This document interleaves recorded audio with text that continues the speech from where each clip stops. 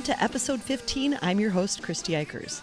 Let me say, here in Minnesota, we have spring fever. We are patiently waiting for the temps to rise and the snow to melt. In the meantime, we have a spring fashion report from Liza Atkinson. Annie joins us to share 3 different grasshopper recipes to help us celebrate St. Patty's Day. Mark Howard shares a priceless ding-dong doozie on himself.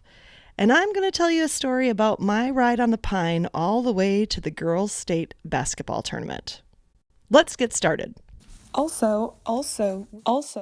I've asked Annie to join me for our Also segment as we have a couple updates from past episodes. And one update to Annie's Ding Dong Doozy, something you've been on the edge of your seat waiting for, is, the penny update from the Super Bowl. Annie, can you remind people, first of all, welcome and tell people what you're here to tell us about. Well, as you remember, I gave away our commemorative Super Bowl pennies to a homeless person that we had stood in line to collect to make some special necklaces out of. So I took my case to the Kare 11 people, and lo and behold, I got 4 pennies in the mail last week.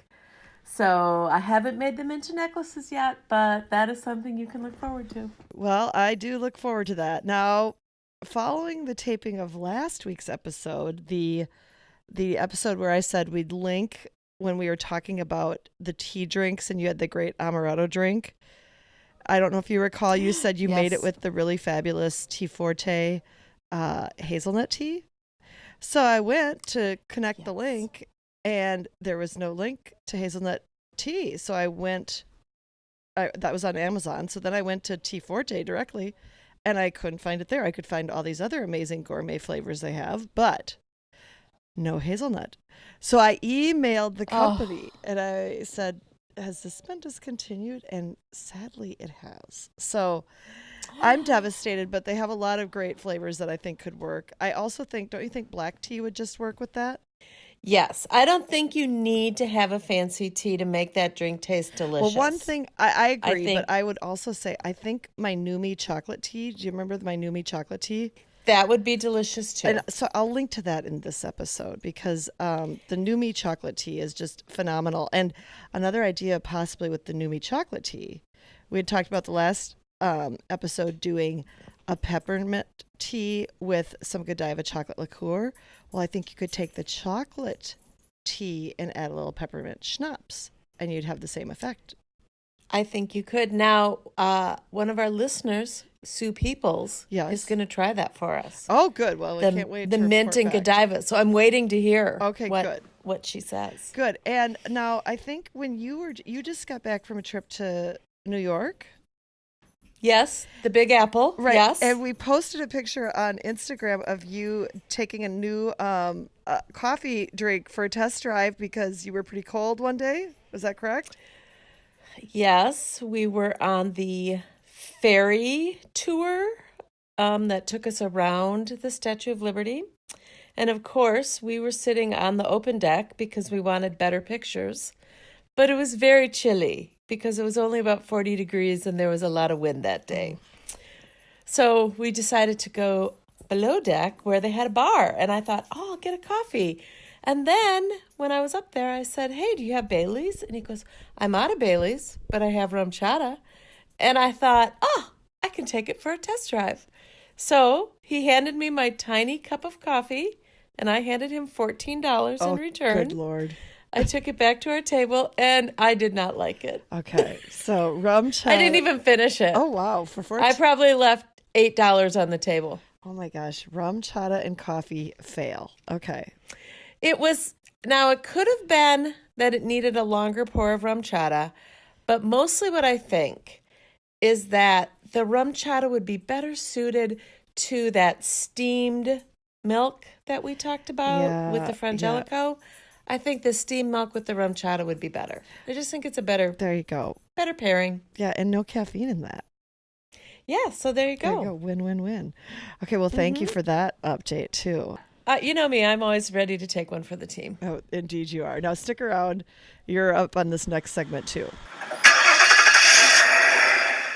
Annie is here for a very fun taking it for a test drive. Now, right now it's all about the Shamrock Shakes at McDonald's, and it's just called Shamrock Shake season, I think. And Annie she's taken one for the team, and she's come up with some boozy Shamrock Shakes for us to try, otherwise known as grasshoppers. Correct, Annie? Yes, you guys remember the grasshoppers that your parents served back in the 70s, which just seems like the weirdest drink to me.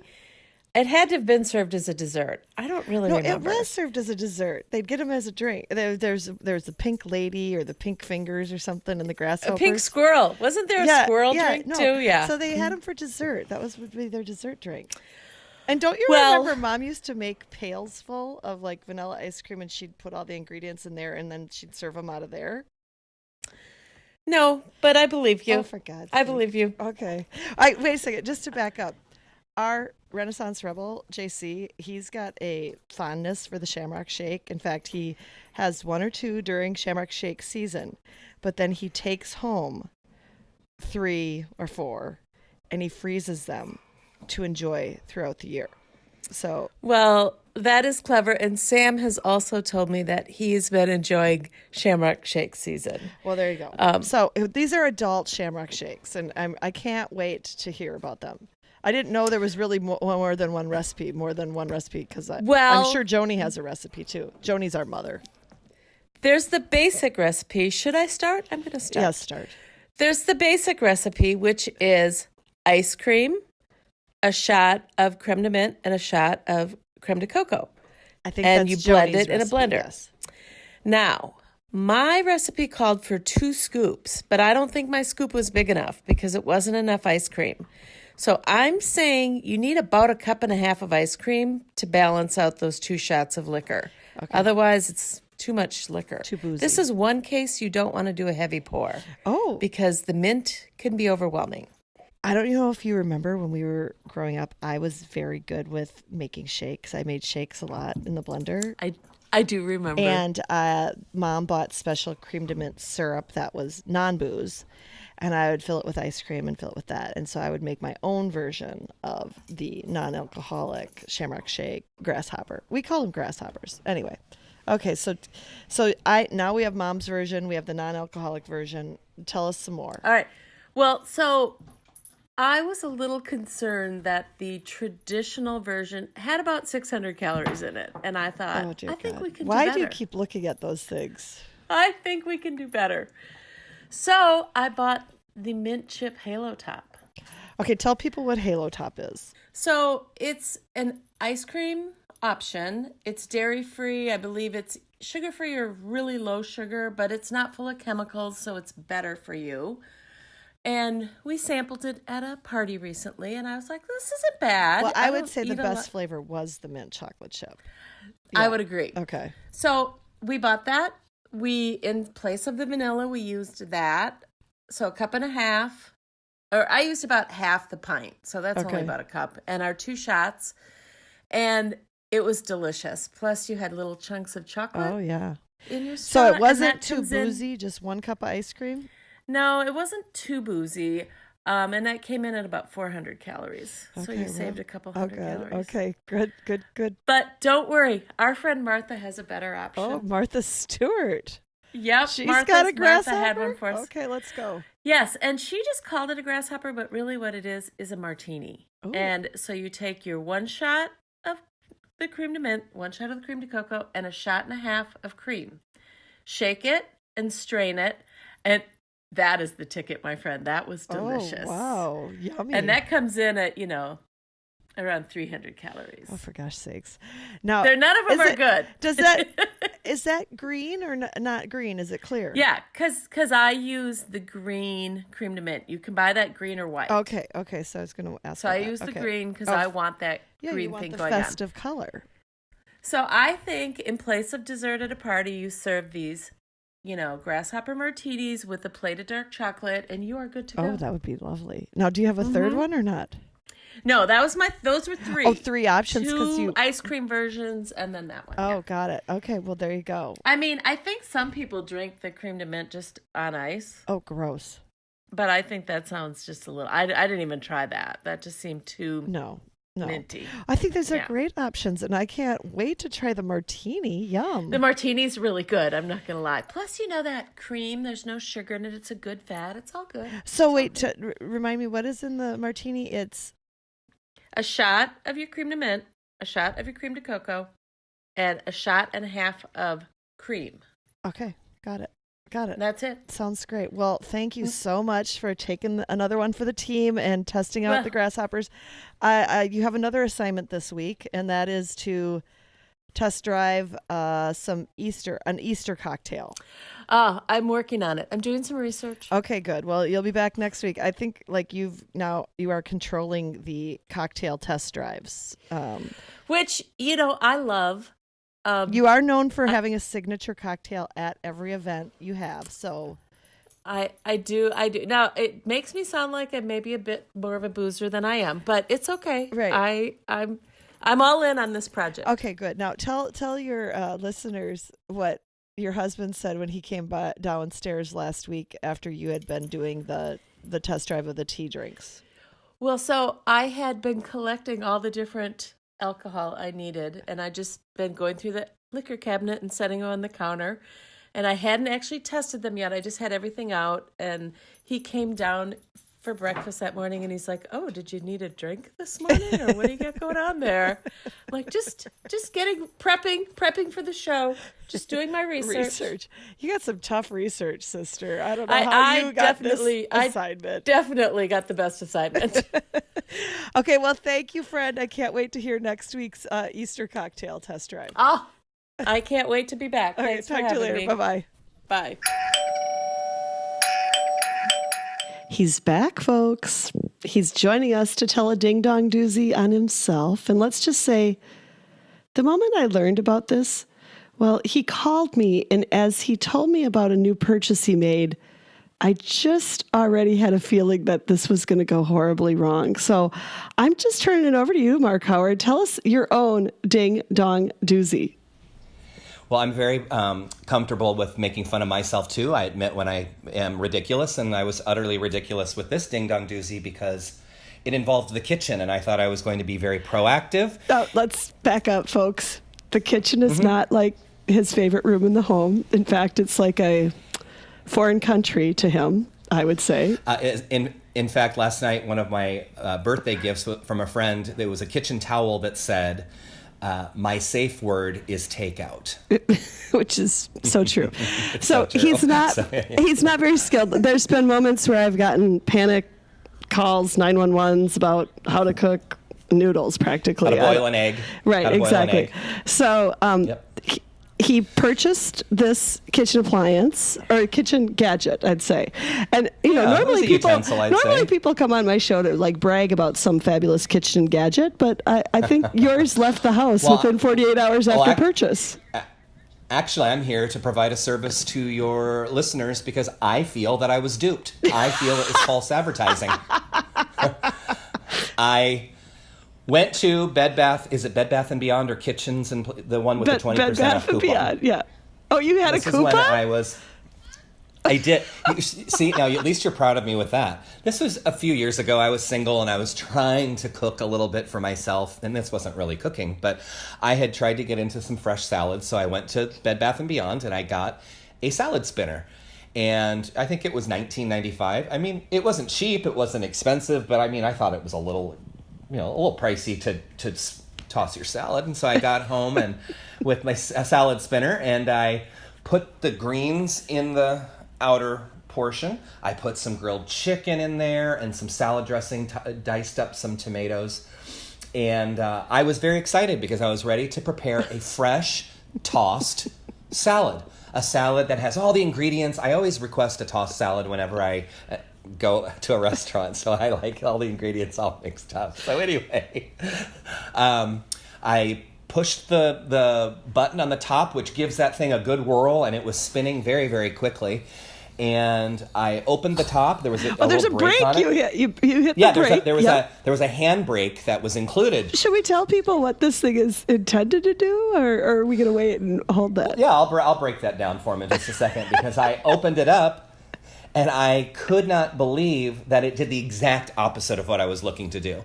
In fact, I videoed the whole thing afterwards. I replayed it because it was literally the driest salad I've ever experienced. And the chicken was in one place and the dressing was in one place. Well, I had purchased a salad spinner. Is that what you call them? They're called salad spinners. Uh-huh.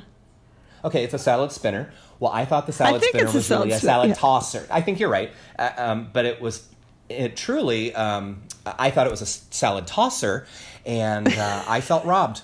It dried. I didn't know that there was such a thing, and to this day, I've never used a device where you want to separate the water from the leaves. I like a fresh, crisp green salad. It's for people who this is where none of this comes into play. It's where people buy lettuce that needs to be washed. You buy bagged lettuce. Who would do that? Yeah, who would do that? So it's people who buy lettuce that they wash and then they put it in the spinner to dry it out. Hey, for all your Florida listeners, Publix right now has BOGO on the bag salads, and there's some healthy ones. So forget this again. This was foreign to him because he's never bought a lettuce that wasn't already pre-washed, and so that is. And honestly, as God is my witness, I had never, even through my interactions with you and other cooks in my life, had heard of a salad spinner. I didn't know that purpose existed. So my sister-in-law Melissa is the queen of the salad spinner. She uses it like all the time. She's constantly washing all kinds of lettuce, which I think you probably just get one kind of lettuce. Well, and I usually get spinach. But from the sound of your listeners, I'm sure there's some folks out there that have like a $99.99 salad spinner that does all sorts of bells and whistles. I thought that $19.95 was outrageous. So anyway, I did take a video of it, and it truly was one take, and it's a real video that I have sent to Christy of me, how much disappointment I found in this salad spinner. And folks, he literally, after this was done, he called me, and he said this, and I just thought, oh no. I knew right away what was happening, and then within 5 minutes sent me a video to show me it in action, as if I didn't believe he had a mishap in the kitchen. Shocker, Fred. So anyway. Yes. Okay, well, I really appreciate you telling that ding-dong doozy on yourself. We've waited a long time for this one, but I think we're talking spring, and I think people are going to start eating fresh salads, as you say, and so this is a good time to warn them what truly a salad spinner... Buyer beware, I say. Buyer beware. Operator error, I say. Operator error.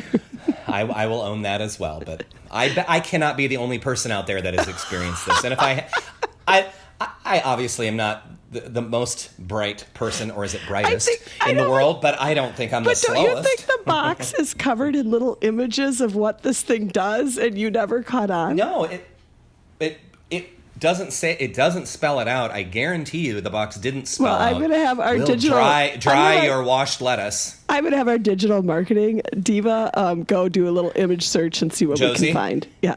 Tell her to go down to Bed Bath Kitchen and Beyond, and I guarantee you it's still there, $19.95, and I think it's deceiving. And I might have a case against these people. So there we go. So thanks for bringing this back to light. The Better Business Bureau will be contacted. Your state attorneys general will be contacted, because I'm sure they have nothing better to do in Florida. Well, you just took the words out of my mouth. I mean, what else is possibly going on in the Sunshine State of Florida these days? So, well, honey, thank you for sharing this ding dong doozy on yourself. I appreciate a good story being told on oneself when they have a healthy, ability to laugh at the mirror. So, congratulations, my friend, and thank you. Thank you. It was a real pleasure. Take care. Bye, honey. I think all of us here in Minnesota are extremely sick of winter and are ready to start thinking about warm weather. And I don't know about the rest of the world, but here in Minnesota, we transition our wardrobe each season. And I'm ready to start talking about spring trends. And so for this week's A Look Under the Hood, I have our style expert, Liza Atkinson, back with us.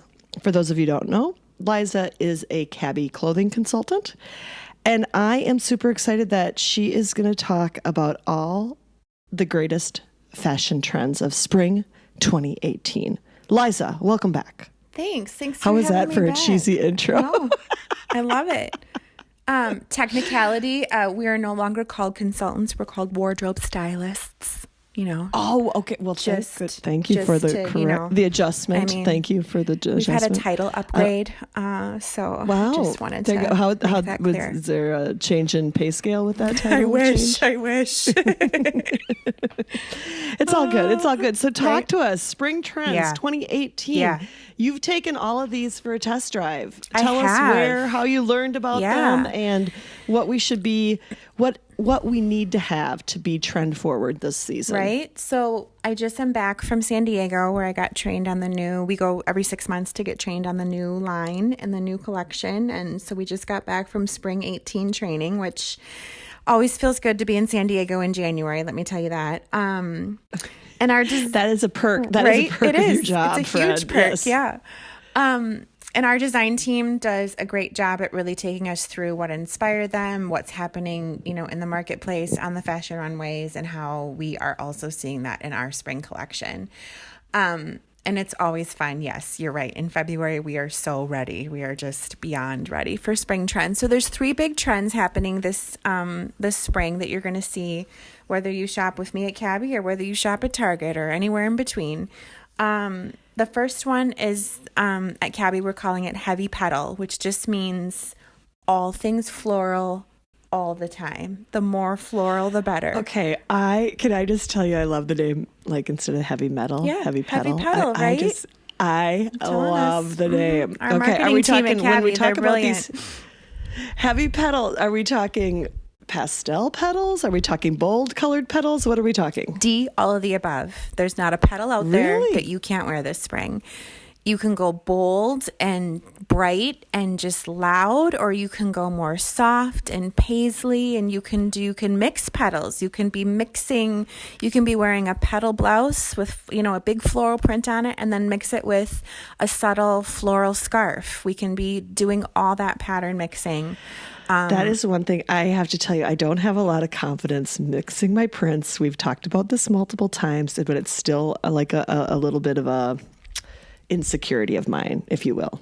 I hear you. And everyone starts from that place. And, there's just 2 rules you have to remember. You've heard me say it before. The patterns have to be in the same color family, which means they don't have to match, but they have to be shades of blue or shades of red or something like that. They have to be in the same color family, and they have to be 2 different sizes. So a big scale and a little scale. And it's just something you have to try and play with and just not be afraid and just own it a little bit. But it's possible. Full disclosure, when I often get dressed, if I have some event, I will either take a selfie and send it to you, or I'll send it to my sister to, get your stamp of approval, because I'm not quite there all the time. I feel like I need somebody else to say like, oh yeah, no, or hey, you're looking good. Right. No, you are not alone. And I have hundreds of clients that do that to me all the time. They're packing for a trip, or they have a presentation or whatever, and they'll say, Liza, what do you think of this outfit? I love it. I'm always willing to give my 2 cents and feedback. But I always want to push my clients a little bit too and say, okay, you can wear this. You can try mixing these prints, Christy. You can do it. So we just need practice. Here's the deal. This spring, I'm going to try and mix some prints. Okay. And I will post a photo on Instagram or something. How's that? I love it. And I can send you some pictures for inspiration, so you can just get the juices flowing. And we'll post some of those to the website as well. Or Josie will post some of those. And so let's talk. So floral prints, big. Mm-hmm. Yeah. Okay. The next I love one, it all the time. The next one is high contrast in the black and white family. So all things black and white. All things black and white, but bold. So like a big black and white floral with a black and white striped sweater. Oh, we're really mixing prints. Yep. Or a shoe that's white in the front, black in the back. We're mixing, and we want it to be bold and out there. So wearing the black and white color family together, but mixing it up and being bold and mixing prints within black and white. Okay. Because what could be easier? You don't have to worry. Do these go together? They're black and white. Of course they do. If they're 2 different sizes, we can do it. And so I can imagine like a big black and white handbag? Yes, absolutely. Black and white sunglasses. Black and white sneakers. I mean, you could just sandals, a subtle black and white striped bottom with a big, bold black and white, floral print on top. Okay, are polka dots, black and white polka dots? Yes. Okay, yes. good. Okay, good. And you know what, I'm a sister? fan of A the polka dot never goes out of style, ever. Okay, good. Well, that's good because I love me some polka dots. Who okay, doesn't? so big, bold, black and white. Yep. The bolder, the better. Okay, number 3. The last one is, we call it at Cabby, we call it Dapper Darling, which is just very like Annie Hall, very like menswear inspired, but with a feminine twist. So, trousers are cuffed. We're popping collars on our blouses. Trench coats are really back in a big way for spring, but they're not just in boring camel, they're in color. We have a really pretty like lavender trench coat on the line this spring, which is just gorgeous. But you're rolling your sleeves up. And because we learned this from Annie in a few episodes ago, because she studies trends for her jewelry, that purple is a hot color. Purple is the color of the season, yes, of the year. exactly. Pantone. It's that like yummy violety lavendery color. That's the color of the year. Okay, so we all need a purple trench. We need, yes. I mean, add some of that, but so wearing that menswear trend, that menswear vibe, but making it a little feminine. So maybe that's, some really cool statement earrings, or maybe you've got some great, loafer shoes are everywhere. And, so a pair of Oxfords or a pair of cute kind of menswear looking sneakers. So just dipping your toe a little bit into that menswear trend, but still keeping it feminine and fun and just cute. Okay, for those of us who are visual learners, I think that you have all sorts of resources so people can see. First of all, we'll hook everybody up with your social media, especially Instagram, because you post a lot of this stuff on Instagram. Mm-hmm. But then you also have a new blog. I do. Where I'm sure you'll be sharing some of this. And what's the name of your blog? It's beautyintheblouse.com. It's a new venture for me, which I'm super excited about. So yeah, I've just kind of put it out in the world, which is a little nerve-wracking, but I'll be talking all things fashion on there. I'll be talking parenting. I'll be talking food. As we know, I'm a foodie and I have a gourmet dinner club and just that kind of stuff. But yeah, there'll be lots of visual and kind of information living over on that space. Well, thank you, my friend. Thank you for test driving all these trends in San Diego. It's tough job. Somebody's got to do it.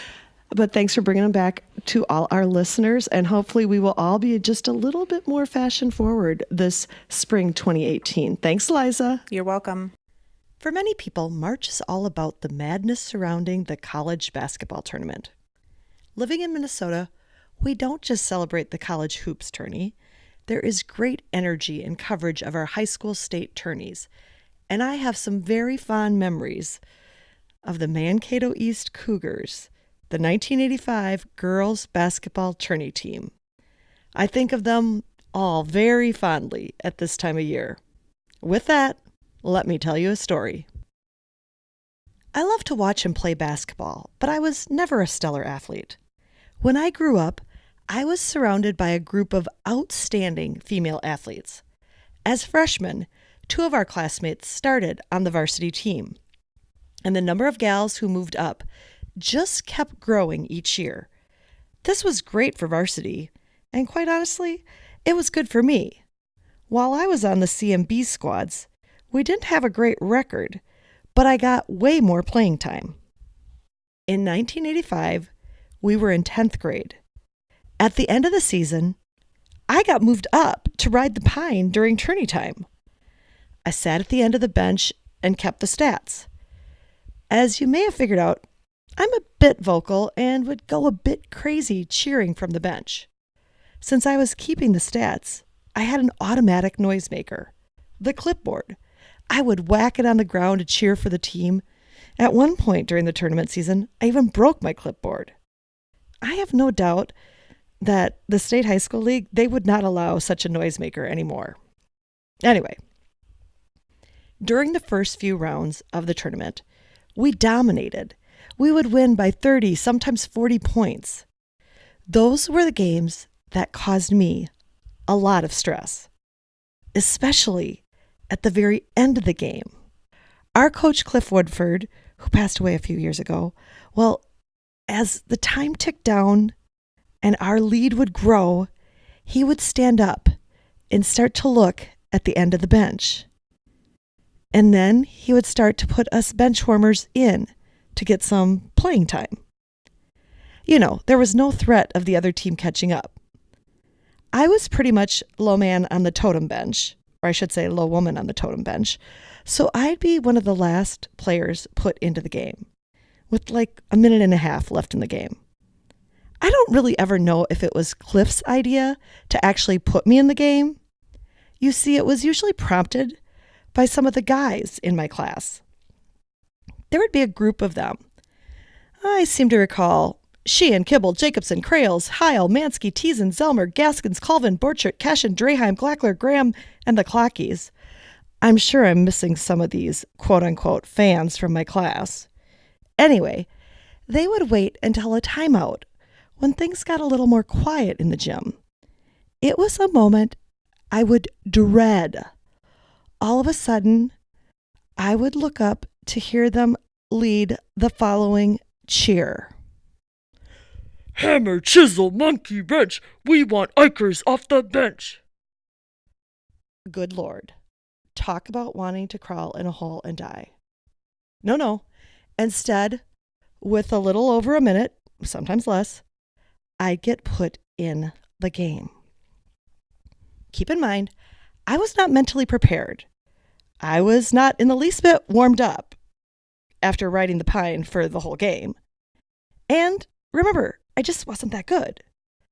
I swear, I would pray that I didn't get the ball. And God knows I never wanted to get fouled, so I'd have to go to the free throw line. That minute and a half were the longest in the history of basketball. And I know that was in my imagination because there were no TV timeouts or any coaching strategy to slow the game. It was a landslide, and the other team just wanted the game to end so they could get off the court. No, I'm sure it went very fast for everybody else, but not for me. It was an eternity. In addition to dreading the ball coming my way, I lived in fear of my quote-unquote fans. That crew of guys from my class, they always, and they still, give me a hard time. Well, they were relentless when I got into the game. They would encourage, and by encourage, I mean scream for my teammates to throw me the ball. It was beyond painful. Thankfully, by the time we made it to regions, the competition improved, the landslides were over, and by the grace of God, the guys shut up and my token playing time had ceased. Basketball tournament time is so exciting, and it was super exciting for us because we actually made it to the state tournament. I was thrilled. I knew my place, and now I knew what I was actually training for. I was getting geared up for my one chance on the floor. At the first game of the tourney, they introduced all the players on the team. And this was televised on KSTP, Channel 9. I mean, that was big stuff. I knew my grandma would be watching, so I literally would practice being introduced, running off the bench. No, seriously. At the end of each practice leading up to the tournament, Kendra Carter, our starting point guard, would pretend she was the announcer and say, "Number 45, Christy Ikers," and I would get off the bench and run onto the court. It became a bit of a running joke with the whole team. Game 1 of the state tournament was upon us. We were up against St. Paul Central at the Minneapolis Auditorium, and we were the underdogs. I no longer feared the landslides that resulted in 45 seconds of playing time. No, now my fear was warm-ups. You see, there was a drill we ran where we each lined up and alternated sides doing layups. For those of you unfamiliar with the game of basketball, the layup is the easiest shot. You really don't have an excuse to miss a layup. Well, I was usually pretty sure my right-handed layup was going to be okay. But I said we alternated sides, and let's just say I'm right-handed, and dribbling with my left hand and shooting, well, it's not so pretty. Once we got through with the layup drill, I could usually relax. The top 7 players would practice shooting after the drill, and I would stand under the hoop and rebound for them, or I would stand on the edge of the court and pass the ball to set them up for a practice shot. I really didn't get nervous about keeping the stats during the game. However, in Game 1, I was a bit nervous after the layup drill. This was the moment I was training for. The entire team was getting introduced on TV. Thankfully, my practice paid off and all went well. We beat Highland Park in an upset, 64-59, to win the first game. On to the semifinals. Friday night, the only thing I had to fear was the left-sided warm-up layup. There were no introductions. And in a nail-biter, we beat Rochester John Marshall 44-43 and earned a spot in the championship game. Please note, I did not recall any of these details. I was messaging Kristen Mashka. I even texted her dad, Jerry, who was a coach.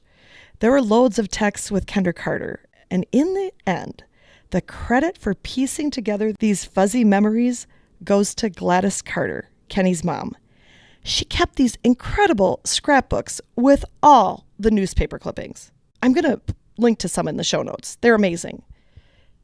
At one point during the quote-unquote research, I texted Kendra Carter and I said, "Good Lord, low scores." To which she responded, quote, "Remember, there was not a three-point shot, and we used the boys' size basketball for the 1985 state tourney. Bam, old school we are!" Exclamation point. End quote. Who knew? With such a young team, we were a bit of a Cinderella story.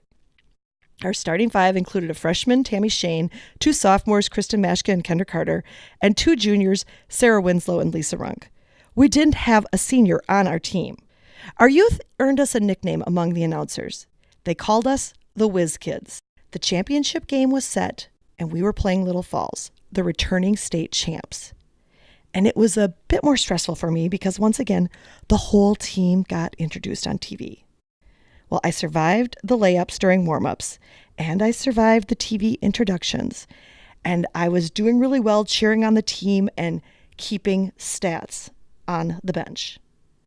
At the half, Little Falls was up by 5. The score was 17-22.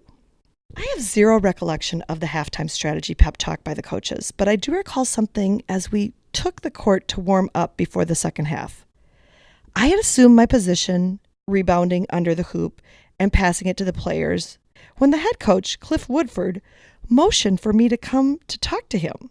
Now, I'm sure I turned to see if maybe there was a starter standing behind me, like, who, me? You're talking to me? Seriously, what on earth did he need to tell me when we were down by 5 at the half? I mean, I wasn't going into the game. I mean, maybe I screwed up the stats? What on earth? Well, I ran over to him on the sidelines. He was a gentle giant of a man, and when I arrived by his side, he leaned down and he put his arm on my shoulder and bent down to say, "Okay, wait, before I tell you what he said, think about this. Championship game, state tournament, a lot on the line, we're down by 5. My parents are up in the stands and watching all this unfold, thinking the same thing. What in God's name is Cliff telling Christy?" I think a lot of people were baffled. Well, he leaned over and he said, "I need you to really get the team fired up in the second half.